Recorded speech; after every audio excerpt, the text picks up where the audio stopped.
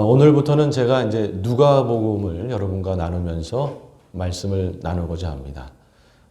사도행전을 그동안 우리가 살펴보았는데요. 동일 저자이죠.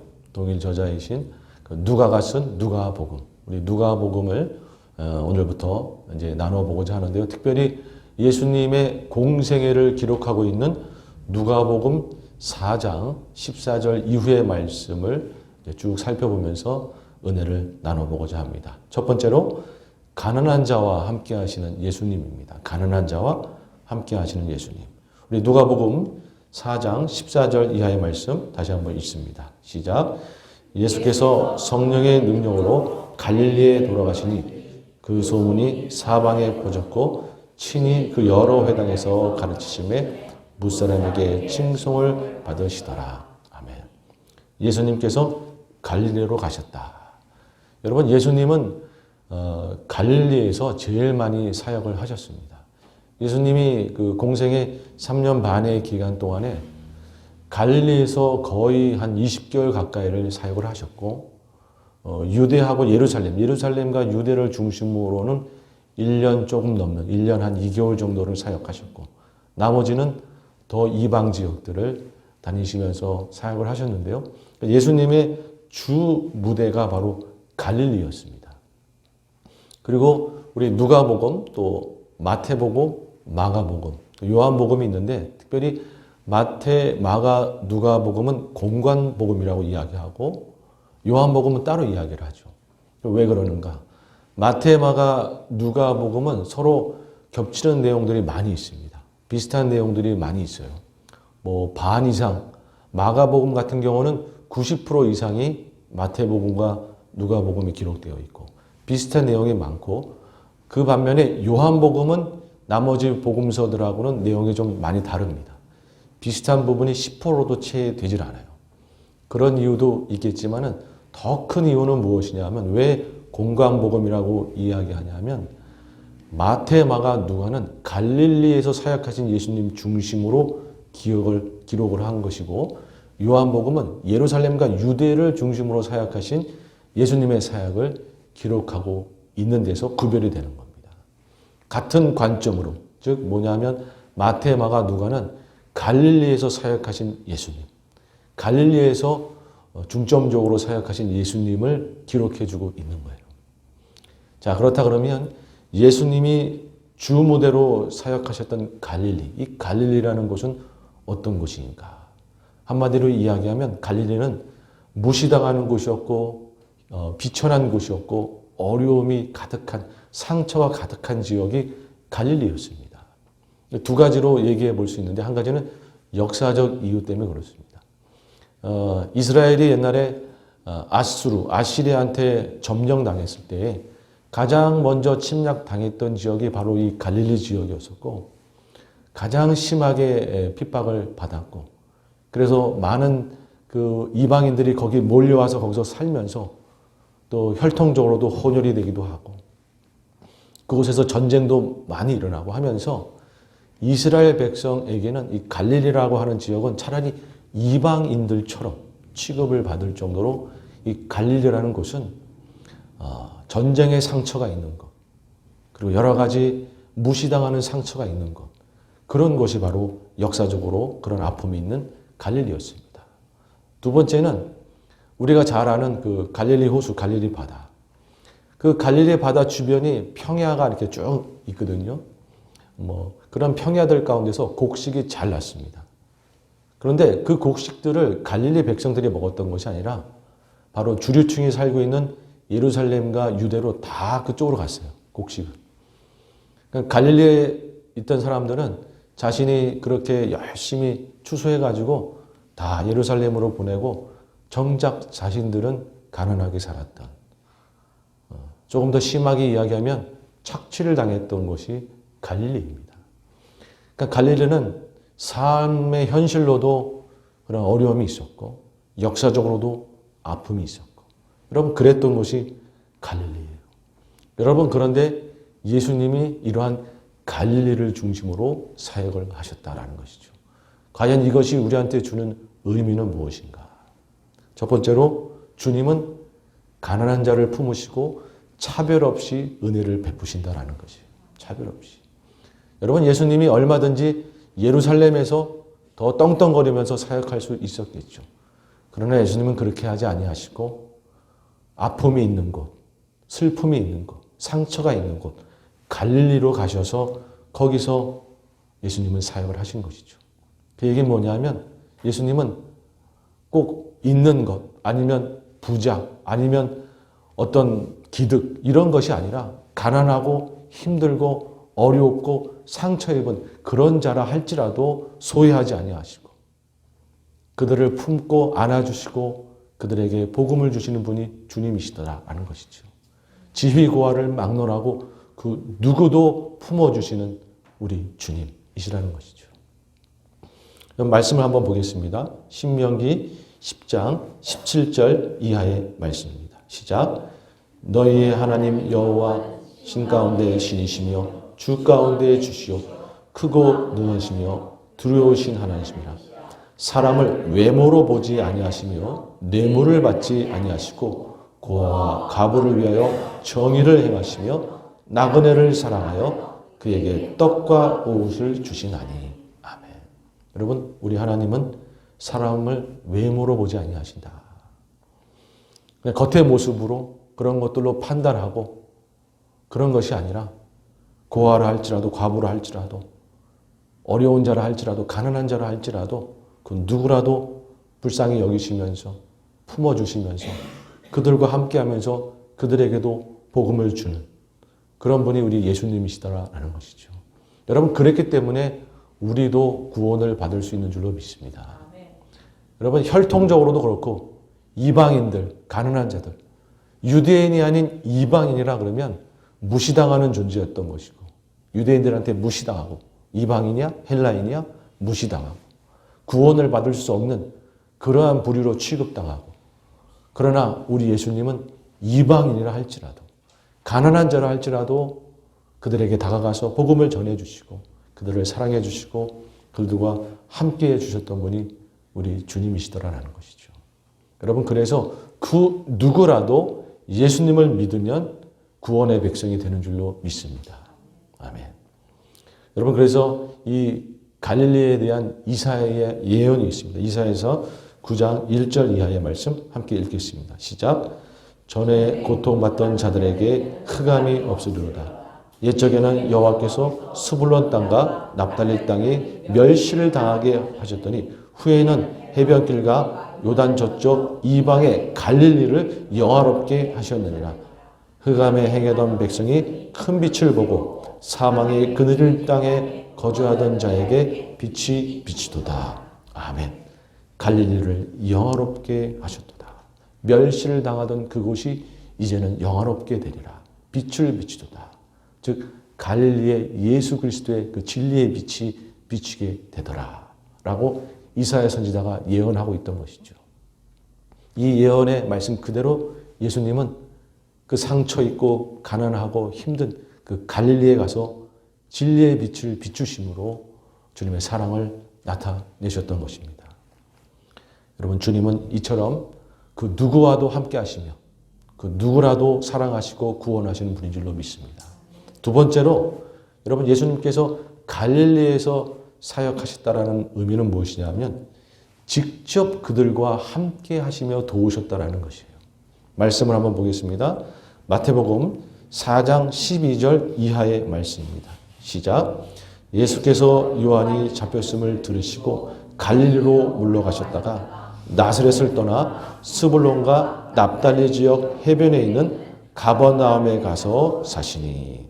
아멘. 여러분, 예수님께서는요 점점 더 갈릴리 안으로 들어가고 있는 모습을 보게 됩니다. 나사렛에 사셨는데 갈릴리의 그 수도와 중심인 가버나움으로 이사를 들어가시는 거예요. 더 그 안으로 들어가시는 것이죠. 나사렛만 해도 갈릴리 호수에서 조금 떨어져 있습니다. 그런데 가버나움은 바로 호숫가 근처죠. 그러니까 그 핵심 중앙으로 점점점 들어가시는 거고 또 그 바닷가에서 제자들을 또 그렇게 뽑으신 것이고 그리고 그 갈릴리 지역을 다 돌아다니시면서 주님은 사역을 하신 것이고 병든 자를 고치고 복음을 전하고 사역하신 것이고 갈릴리의 모든 깊숙한 곳을 다 다니시면서 여러분 예수님은 갈릴리에 더 깊숙이 들어가신 것이죠. 여러분 이것은 무엇을 의미하는가? 우리 주님은 우리 삶 속 깊숙이 들어오시는 분이시더라라는 것이죠. 그저 먼 발치에서 우리를 보시면서 그렇게 방관하시는 분이 아니라 우리의 삶에 직접 들어오셔서 우리를 붙들어 주시고 우리를 치유하시고 우리를 도우시는 그런 분이시더라라는 것이죠. 여러분 결코 우리 주님은 그저 먼 발치에서 우리를 보면서 방관하시는 분이 결코 아니십니다. 우리 삶에 들어오셔서 정말로 우리 삶의 문제, 현실의 문제, 우리가 부닥치고 있는 그런 문제들을 상관하시면서 그런 부분에 대해서 우리를 돌보시면서 우리를 보호하시고 여러분 그렇게 도우시는 우리 주님이신 것이죠. 누가복음 6장 20절 이하의 말씀을 읽습니다. 시작. 예수께서 눈을 들어 제자를 보시고 이르시되 너희 가난한 자는 복이 있나니 하나님의 나라가 너희 것이며 지금 줄인 자는 복이 있나니 너희가 배부를 것이며 지금 우는 자는 복이 있나니 너희가 웃을 것이며. 아멘. 여러분 가난하고 지금 줄이고 지금 울고 있는 바로 그 삶의 문제에 허덕이고 있는 그 영혼 가운데 주님은 찾아가셔서 그 영혼을 회복하시고 고치시고 그렇게 도우시고 하시더라라는 것이죠. 여러분 우리가 이 사실을 믿어야 되는 줄로 믿습니다. 우리가 살다 보면 여러 가지 어려움을 당하고 있다 보면 주님이 내 곁에 계신 게 맞나? 우리가 그렇게 의심할 때도 있는데 그게 아니라 우리 주님은 늘 우리 곁에 계시며 우리 삶 속 깊숙이 들어오셔서 우리의 모든 문제를 상관하시면서 우리를 도우시는 분인 줄로 믿습니다. 나보다 나의 삶의 문제가 뭔지 더 잘 아시고 내 인생 가운데 정말 뭐가 필요한지 지금 이 삶의 현실 속에 나에게 필요한 것이 무엇인지 여러분 우리 주님이 가장 잘 아시는 줄로 믿습니다. 그 주님이 우리를 붙들어 주시고 우리를 도와주시는 것이죠. 그 주님이 오늘도 우리와 함께 계시는 줄로 믿습니다. 여러분 왜 이렇게까지 하시는 건가? 정말 나의 영혼이 무엇이길래 이렇게 부족하고 연약한 존재를 왜 이렇게까지 깊숙이 오셔서 일일이 상관하시면서 돌보시는가? 왜 그럴까? 여러분 우리 주님이 왜 그러시는가? 단순히 우리가 불쌍해서? 아니죠. 그 이유는 무엇인가? 스바냐 3장 17절 말씀을 함께 읽겠습니다. 시작. 너희 하나님 여호와가 너희 가운데 계시니 그는 구원을 베푸실 전능하시라. 그가 너로 말미암아 기쁨을 이기지 못하시며 너를 잠잠히 사랑하시며 너로 말미암아 즐거이 부르며 기뻐하시리라 하리라. 아멘. 우리를 사랑하시기 때문에 여러분 우리를 사랑하시기 때문에 우리 삶 속에 깊이까지 들어오셔서 우리의 모든 문제를 상관하시며 우리가 아무리 부족하고 연약해도 우리를 붙들어 두시고 보호해 주시는 것이죠. 여러분 우리도 그렇지 않습니까? 우리가 우리 인생에 우리가 사랑하는 우리 자녀 같은 경우에 아무리 부족하고 연약해도 여러분 우리가 얼마든지 그 영혼 사랑하면서 삶의 문제에 관여하고 자녀들은 구차 타고 그러는데 부모들은 더 상관하고 더 깊숙이 들어가길 원하고 더 도우려고 그러고 그죠? 자녀들은 괜찮다 그러는데 부모들은 결코 안 괜찮죠. 더 깊숙이 들어가길 원하고 여러분 그런 것처럼 우리 하나님도 그러시는 줄로 믿습니다. 주님 됐습니다. 아니다. 주님이 우리 삶 속에 더 가까이 오시고 더 깊숙이 오시고 더 문제에 상관하시고 여러분 그래서 사실은 주님이 우리 인생 가운데 정말 세밀하게 우리를 인도하고 계시는 줄로 믿습니다. 머리털 하나라도 세시는 분이신데 여러분 우리 인생에 정말 우리 주님께서 세밀하게 역사하고 계시는 거예요. 여러분 결코 우리가 여러 현실 속에 의심하는 것이 아니라 이 주님을 믿음으로 바라볼 때에 그 놀라운 은혜를 더 크게 누리게 될 줄 믿습니다. 아멘. 자 이제 크게 두 번째로 우리가 이 누가복음 4장 14절 이하의 말씀을 보면서 무엇을 느낄 수가 있는가? 믿음으로 주님의 은혜를 더욱 누려야 된다는 것이에요. 믿음으로 주님의 은혜를 더욱 누려야 된다. 우리 누가복음 4장 18절 이하의 말씀 한번 다 같이 다시 읽겠습니다. 시작. 주의 성령이 내게 임하셨으니 이는 가난한 자에게 복음을 전하게 하시려고 내게 기름을 부으시고 나를 보내사 포로된 자에게 자유를 눈먼 자에게 다시 보게 함을 전파하며 눌린 자를 자유롭게 하고 주의 은혜를 전파하게 하려 하심이라 하였더라. 아멘. 여러분 이 말씀은 누가복음에만 기록이 되어 있는 말씀입니다. 그런데 이 기록이 너무나 우리에게 중요한 말씀이었던 것이죠. 이 나사렛 고향에서 우리 가운데 말씀 전해주셨던 이 기록. 여러분 이 말씀은 영적으로나 육적으로나 우리가 그저 말씀 그대로를 받아들여야 되는 말씀인 줄로 믿습니다. 여러분 예수님께서는 이제 세상 가운데 이런 일을 선포하시겠다, 이런 일을 행하시겠다라고 선포하시는 거예요. 여러분 이 말씀을 보면 가난한 자에게 복음을 전하리라. 그리고 포로된 자에게 자유를 주리라. 눌린 자에게 자유를 주리라. 그리고 눈먼 자를 다시 보게 하리라. 이런 말씀들을 주고 있어요. 여러분 이 말씀을 우리가 믿음 그대로 우리가 믿음으로 받아들여야 되는 줄로 믿습니다. 영적으로나 육적으로나. 가난한 자, 영적으로 가난한 자, 심령이 가난한 자, 진리에 목말라 있고 복음이 없어서 정말 주리 방황하는 그런 영혼들 가운데 주님은 진리의 말씀을 주시는 줄로 믿습니다.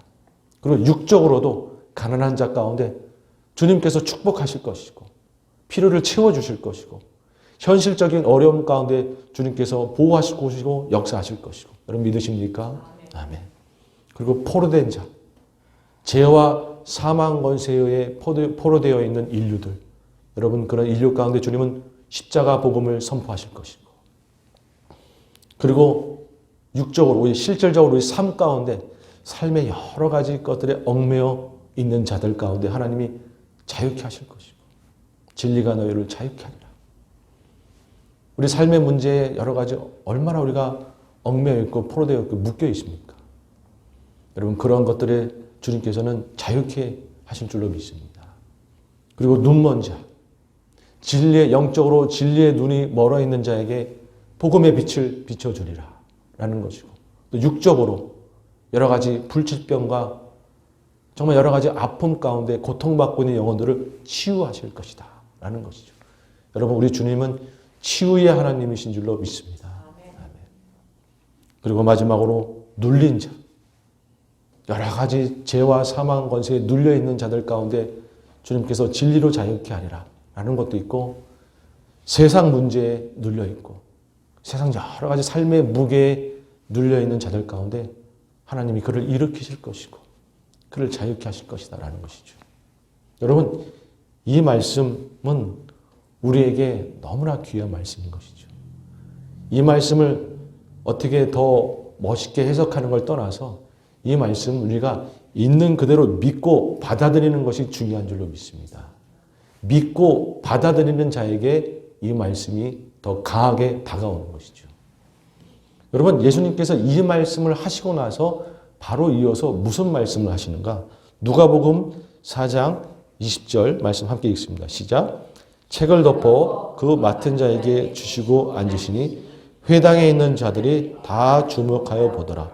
이에 예수께서 그들에게 말씀하시되 이 글이 오늘 너희 귀에 응하였느니라 하시니. 아멘. 여러분 뭐라고 말씀하시냐면 예수님께서 이 글이 오늘 너희 귀에 응하였다. 다 이루어졌다. 라고 선포하시는 거예요. 아니 이제 갈릴리에서 사역 시작하시면서 다 이루어졌다라고 선포하시는 거예요. 지금 말씀 선포하시고 나서 다 이루어졌다라고 말씀하시는 거예요. 여러분 우리 주님이 말씀을 선포하면 그것은 이미 이루어지는 줄로 믿습니다. 우리 주님이 우리와 함께 하시고 우리 주님의 말씀을 선포하면 그건 이미 이루어지는 거예요. 여러분 그래서 이 말씀이 너무나 중요한 거예요. 그런데 중요한 것은 그 선포된 말씀을 누리는 자들은 아멘으로 화답하고 믿는 자들 가운데 누려지는 거예요. 예수님의 말씀은 이미 온 세상에 선포됐어요.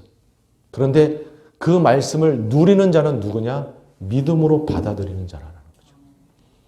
고린도후서 1장 20절 말씀을 함께 읽습니다. 시작. 하나님의 약속은 얼마든지 그리스도 안에서 예가 되니 그런즉 그로 말미암아 우리가 아멘하여 하나님께 영광을 돌리게 되느니라. 아멘. 여러분 이 말씀 참 기가 막히죠. 하나님의 약속은 얼마든지 그리스도 안에서 예가 되니, 여러분 예수님께서 등장하시고 예수님께서 선포하시면 그것은 예가 되는 거예요. 이미 이루어지는 거예요. 그런데 그것을 누리는 자는 누군가? 아멘으로 화답하면서 믿음으로 받아들이는 자가 누리는 것이다 라는 것이에요. 여러분 누가복음 4장의 말씀은 이미 온 세상에 선포되었습니다.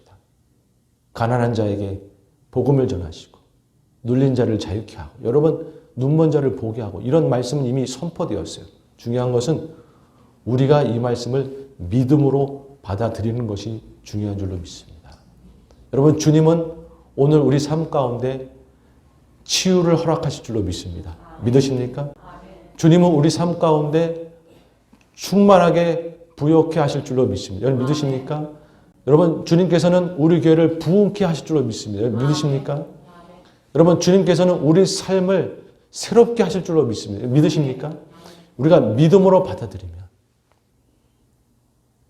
여러분 주님이 우리와 함께 하심으로 성령님께서 우리와 함께 하심으로 우리가 날마다 주님을 닮아가게 되는 줄로 믿습니다.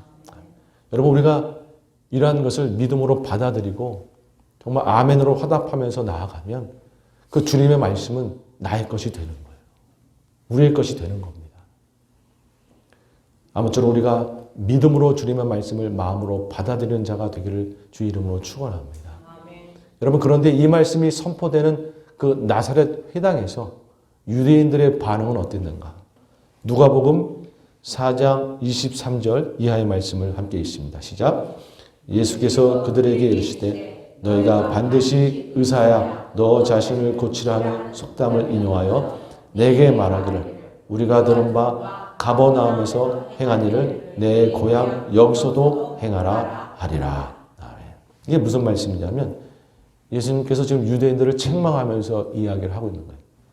지금 너희가 보니까 내가 지금 이렇게 말씀을 선포했는데도 불구하고 내가 메시아로 이곳에 왔는데도 불구하고 믿질 않고 오히려 옛날 속담처럼 용한 의사는 자신이 자신을 고치면서 자신의 용함을 드러내라 라고 하는 옛날 속담처럼 나보고 기적을 한번 해보고 내가 메시아인 것을 증명해라 이러면서 나를 지금 힐난하면서 의심하고 있다. 그렇게 이야기하고 있는 것이죠. 여러분 이 당시 유대인들은 예수님을 전혀 믿지 않았던 거예요. 한번 기적을 행해봐라. 그럼 우리가 믿을지 말지 생각해볼게. 뭐 이러고 있는 것이죠.